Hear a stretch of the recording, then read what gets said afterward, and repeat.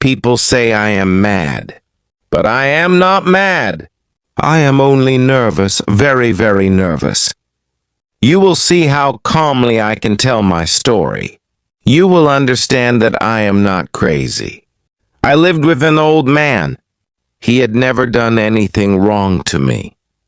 I even liked him. He was kind, gentle, and had money. But one thing about him frightened me. His eye. One of his eyes was pale and cloudy, like the eye of a vulture. Whenever it looked at me, a cold feeling ran through my body. I could not sleep. I could not eat. I began to hate that eye. I decided that I must get rid of it. Forever. Still, I loved the old man. I did not want his money. I only wanted to stop seeing that terrible eye. So every night at midnight, I quietly opened his door. I moved very slowly, carefully, so I would not wake him. It took me almost an hour to push my head through the door. I carried a small lantern, covered so only one thin ray of light came out. I wanted to shine it on his eye. But every night the eye was closed. I could not kill the man when the eye was shut, because it was not the man that made me angry. It was his eye. For 7 nights I did the same thing. I opened the door and looked in. Each night the man slept peacefully. I smiled at myself. I was proud of how clever I was. The old man never knew I was watching him in the dark. On the 8th night, I was more careful than ever. I opened the door slowly. But my thumb slipped on the metal latch and the old man woke up. He sat up in bed and called out, "Who's there?" For a long time I did not move a muscle. The house was silent. I could hear his frightened heartbeat. I knew he was awake, listening. I stood there for a whole hour, not making a sound. Then a small light from my lantern fell on his eye. It was open. That terrible pale eye looked straight at me. My blood turned cold, but my anger burned. I could hear his heart beating. Thump, thump, thump, louder and louder. I thought it might burst. The sound made me furious. I shouted and jumped into the room.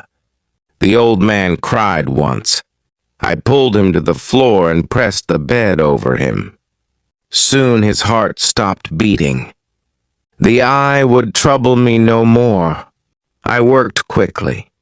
I cut the body into pieces and hid them under the wooden floor. I cleaned the room so well that no one could find a single drop of blood. When I finished, the night was nearly gone. I felt happy. I felt powerful. Soon after, someone knocked at the door. 3 policemen came.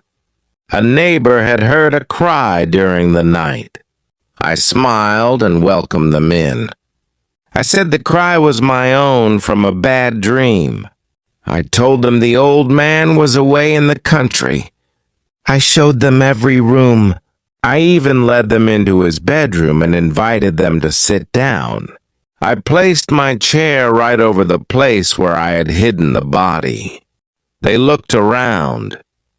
They sat near me. I talked with them. I smiled.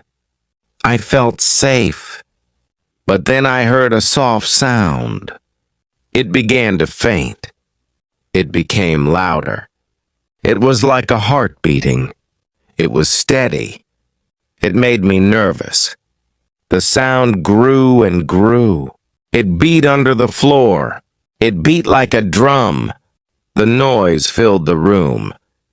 The policemen did not hear it. They sat and chatted. They did not know, but I knew. The sound was the old man's heart. It beat and beat.